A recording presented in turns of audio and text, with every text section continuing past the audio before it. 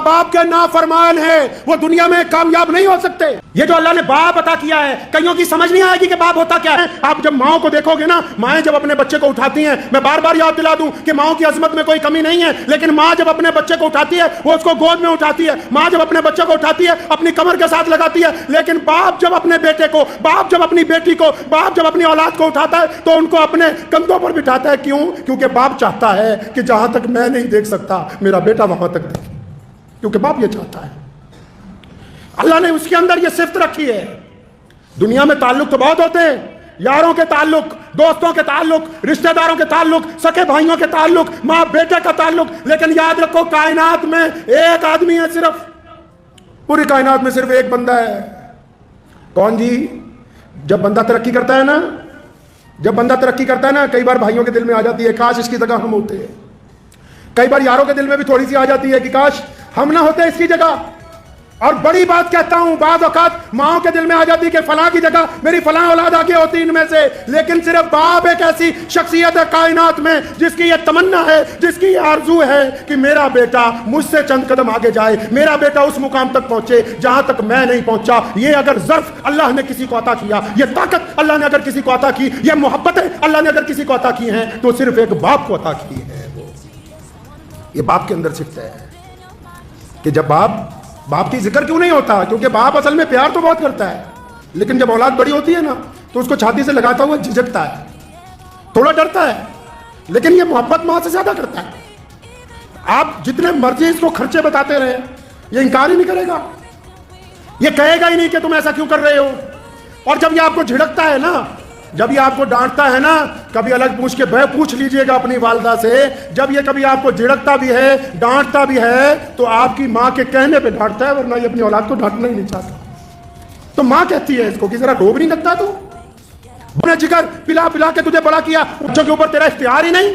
جب وہ کہتی ہے تو یہ پھر بچوں کو ڈانٹتا ہے, ورنہ یہ بچوں کو ڈانٹنے کے لیے تیار ہی نہیں ہے. اللہ نے یہ محبت ہی پھر ذکر کیا قرآن نے دوبارہ. کہاں؟ سیدنا ابراہیم علیہ السلام کا اور سیدنا اسماعیل علیہ السلام کا, ایک باپ کا اپنے بیٹے کی محبت کے آگے. دیکھو جب اللہ نے کہہ دیا نا اپنا بیٹا قربان کر دو, ہے ایسی کوئی محبتیں؟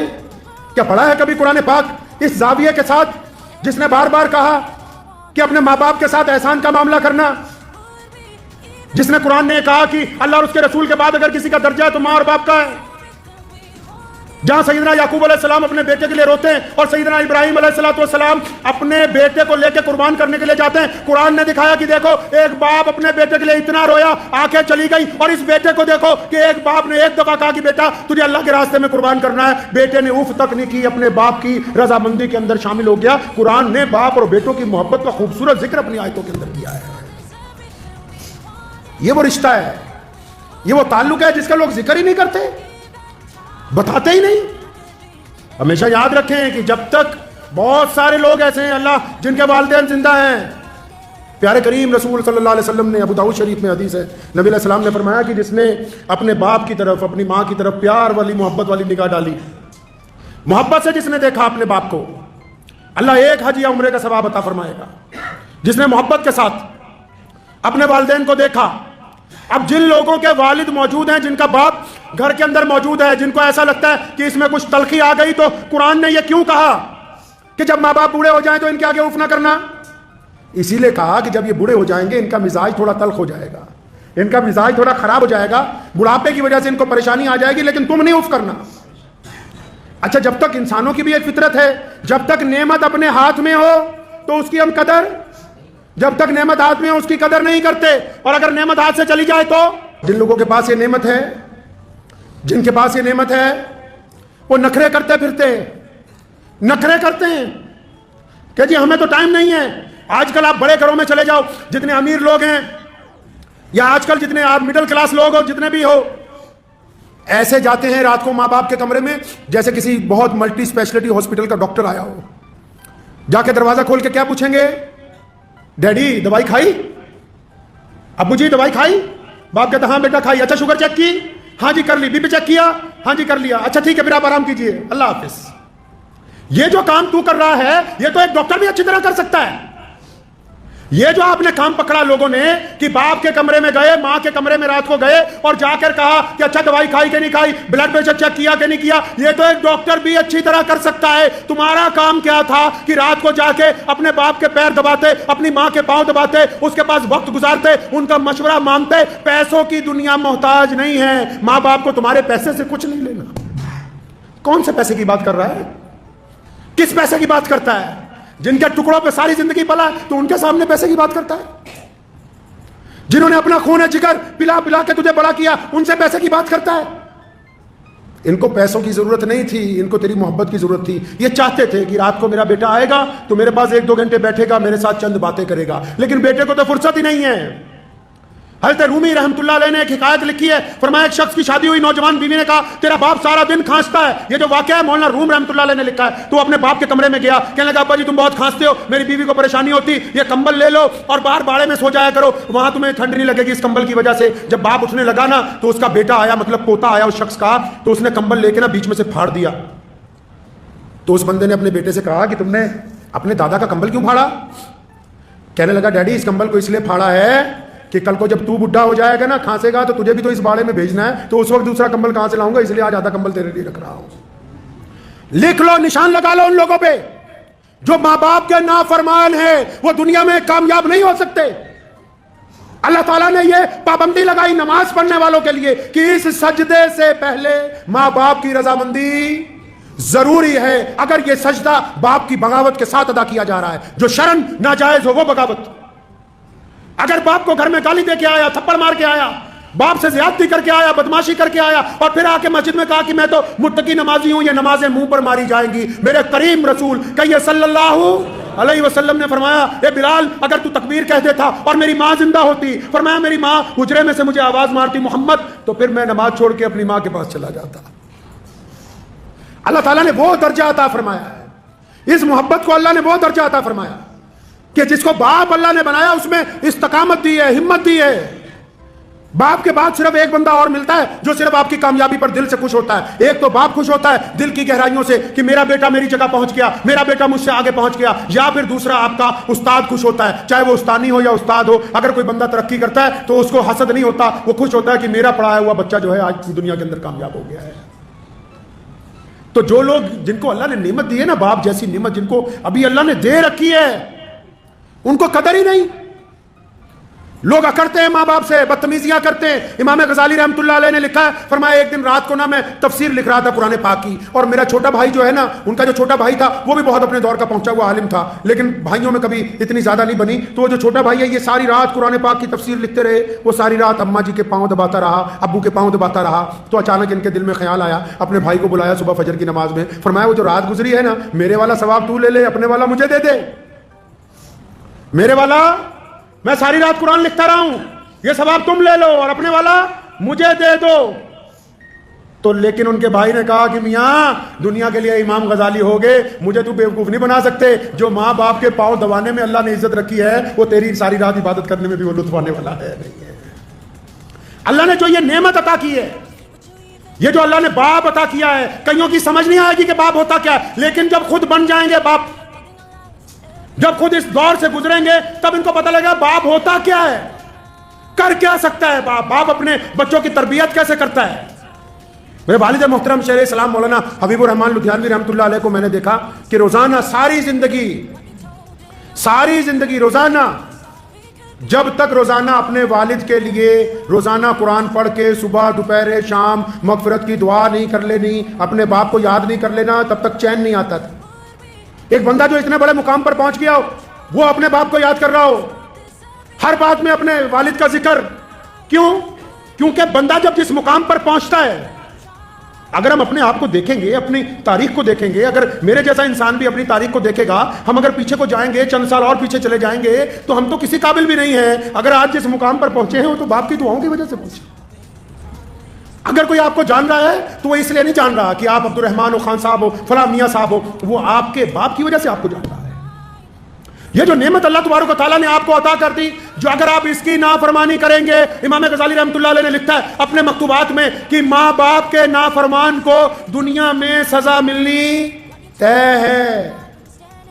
جو اپنے خاص کر لوگ باپ کی بڑی بدتمیزی کرتے ہیں، بے حرمتی کرتے ہیں، تو پیارے کریم رسول صلی اللہ علیہ وسلم نے فرمایا کہ ماں کے پیروں کے نیچے، اور جنت کہاں رکھی جی؟ ماں کے پیروں کے نیچے جنت کہاں رکھی؟ اور بولو جنت کہاں رکھی؟ ماں کے پیروں کے نیچے جنت، ماں کے پیروں کے نیچے، سارا سرمایہ ماں کے پیروں کے نیچے۔ اور قربان جاؤں محمد الرسول اللہ صلی اللہ علیہ وسلم پر، ایک لفظ میں ہی ساری بات مکمل کر دی۔ فرمایا جنت ماں کے قدموں کے تلے ہے، لیکن باپ جنت کا دروازہ ہے، اب تیری مرضی ہے اسے کھول کے رکھ، تیری مرضی ہے اس کو بند کر دے۔ باپ جنت کا دروازہ ہے۔ جن کو اللہ نے یہ نعمت دی ہے وہ اس کی قدر کریں گے۔ اگر ماں باپ کے لیے، چار لوگوں کے لیے کہا نا کہ ان کی دعا رد نہیں ہو سکتی، ان چاروں میں دوسرے نمبر پہ کون ہے؟ نبی علیہ السلام نے فرمایا کہ جب کوئی باپ اور جب کوئی ماں اپنی اولاد کے لیے ہاتھ اٹھاتا ہے، بھائی جب کوئی ماں باپ اپنی اولاد کے لیے ہاتھ اٹھاتے ہیں تو اللہ ان کو خالی نہیں لوٹاتے ان ہاتھوں کو۔ تو جن لوگوں نے ماں باپ کی ناقدری کی ہے وہ جتنا مرضی زور لگاتے رہے۔ بہت سارے لوگ نا کامیابی کا نسخہ پوچھنا چاہتے ہیں۔ اکثر لوگ ذکر کرتے ہیں کہ ہم نے بڑا آدمی بننا ہے، ہماری زندگی کا تجربہ تو بس اتنا ہی کہتا ہے۔ زندگی کا تجربہ یہ کہتا ہے آپ اپنے باپ کو بادشاہ بنا کے رکھیں، دنیا کی کوئی طاقت آپ کو شہزادہ بننے سے روک نہیں سکتی ہے۔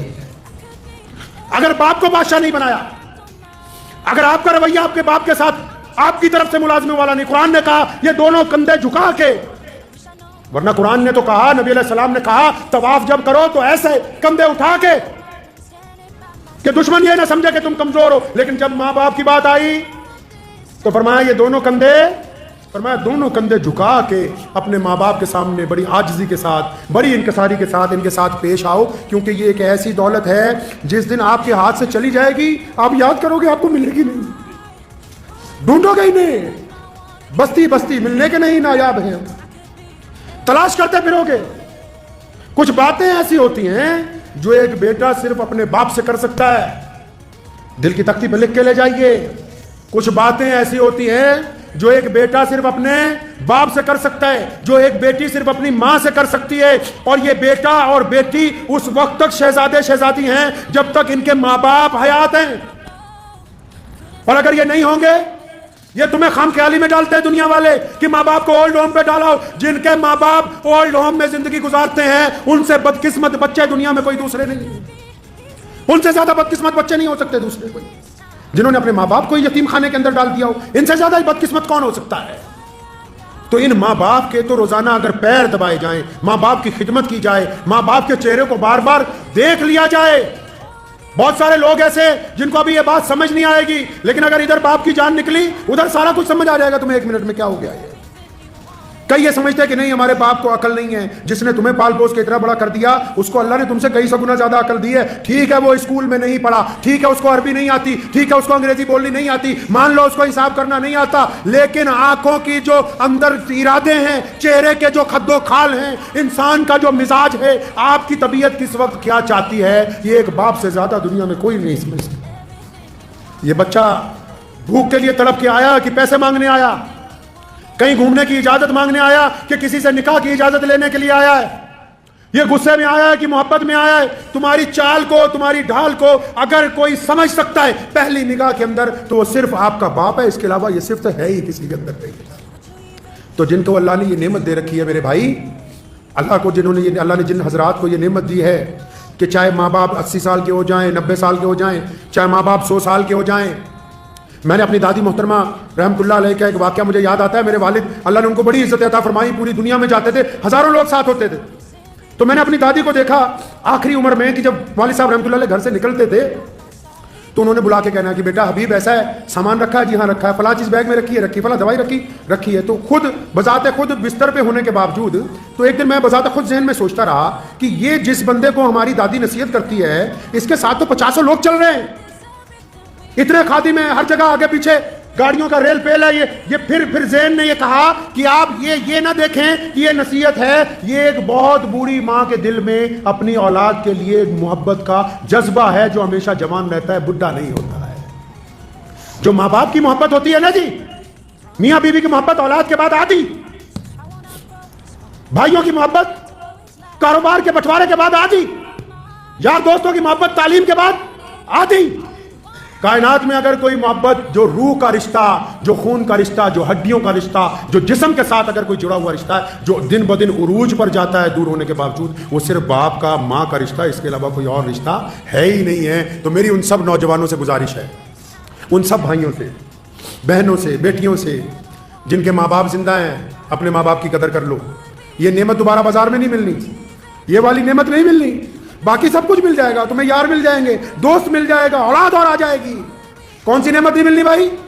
माँ और बाप वाली नेमत नहीं मिलनी। और बाप की सिफ्त में एक और तारीखी बात बताता चलूं आपको। आज आपने अक्सर दुनिया में देखा होगा कि आप दुनिया के किसी मुल्क में चले जाओ, आपने अक्सर देखा होगा बाप पहले मर जाते हैं। देखा, बाप पहले मर जाता है घर में। क्यों?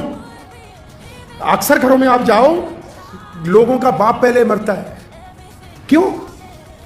इस पर बोझ ही इतना डाला गया है, इसके कंधों पर बोझ इतना है, और अल्लाह ने इसको ताकत ऐसी दी है कि ये अपने गम रो के दर्दनाक तरीके से ना अपनी परेशानी अपनी बीवी को कहता है, ना अपनी परेशानी अपनी औलाद को कहता है। इसलिए बाकी रिश्ते वाले लंबी उम्रें गुजारते हैं, लोगों का बाप ज्यादा देर जिंदा नहीं रहता है। बोझ इतना है इसके ऊपर। लेकिन इसकी खुददारी देखो, बोझ को बर्दाश्त करता है, कब्र को कबूल कर लेता है। और कुर्बान जाऊं, हदीस पाक में आया, क़यामत वाले दिन माँ बाप की तड़प बच्चों के लिए खत्म नहीं होगी। जन्नत में चले जाएंगे, तब भी अल्लाह से सवाल करेंगे, माँ भी और बाप भी, कि या अल्लाह साढ़े बच्चे कितने, बच्चे कहाँ हैं? और फिर अल्लाह ने बड़ी शान रखी है इनकी, अल्लाह ने माँ बाप की बड़ी शान रखी है। फिर ये नहीं कहा कि जाओ अपने बच्चों से मिल लो, फलां जन्नत के फलां महल में है। नहीं नहीं, फरिश्तों को हुक्म होता है, क्योंकि ये माँ बाप हैं, बड़ी अजमत वाले हैं, इनके बच्चों को बोलो कि आकर इनके साथ मुलाकात कर ले, ये नहीं जाएंगे। तो हमेशा इस रिश्ते की कदर कीजिए। अगर बाप में कुछ तलखी है, मिजाज में गर्मी है, तो अपनी मोहब्बत की ताकत से उसको तब्दील कीजिए, अपने घर को खुशगवार बनाइए। और याद रखो, बस किसी पीर बाबे के पास जाओ कोई बात नहीं, लेकिन अपने बाप के पैर पकड़ लो, अपनी माँ के पैर पकड़ लो, अपने बाप से रोज दुआ करवा लिया करो, अपनी माँ से रोज दुआ करवा लिया करो। जिनके माँ बाप नहीं है, इनकी मगफिरत की रोज दुआएं मांग लिया करो। और जिस बंदे के माँ बाप उसके लिए रोज दुआ करते हो, दुनिया का बड़े से बड़ा बादशाह भी अगर उसके साथ टकराएगा तो वो जमीन पर गिर जाएगा। माँ बाप की दुआ के आगे दुनिया की कोई ताकत टिक नहीं सकती।